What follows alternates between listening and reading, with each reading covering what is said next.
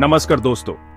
आज मैं आपको एक ऐसी कहानी सुनाने वाला हूं जो आपके रोम रोम को कांपने पर मजबूर कर देगी। यह कहानी है एक भूतिया औरत की जिसका पति मरने के बाद वापस लौट आता है। तो चलिए शुरू करते हैं। एक छोटी सी गांव में एक औरत रहती थी जिसका नाम था मीरा। मीरा अपने पति अनिल के साथ बहुत खुश थी, लेकिन एक दिन एक दुर्घटना में अनिल की मौत हो गई। मीरा का जीवन एकदम से अंधकार में डूब गया।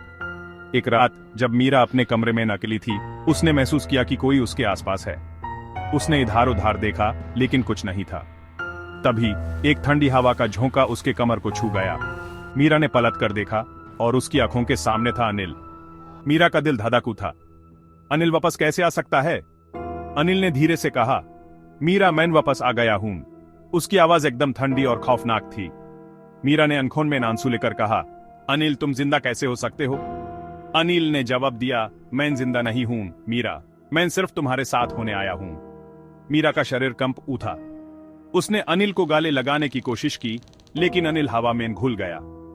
अगले कुछ हफ्तों तक अनिल का भूत मीरा के साथ रहता, उसके साथ बातें करता, उसे प्यार करता, लेकिन दिन भर अनिल का भूत गायब रहता। मीरा का मन भी एक अजीब सा भय और सुकून से भर गया था। फिर एक दिन गांव के पंडित जी ने मीरा को देखा और कहा, तुम्हारे आसपास एक भयानक आत्मा है, तुम्हें इससे छुटकारा पाना होगा।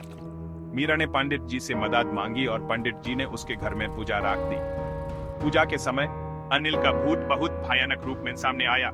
उसने मीरा से कहा, मुझे मत जाने दो मीरा, मैं तुमसे बहुत प्यार करता हूँ।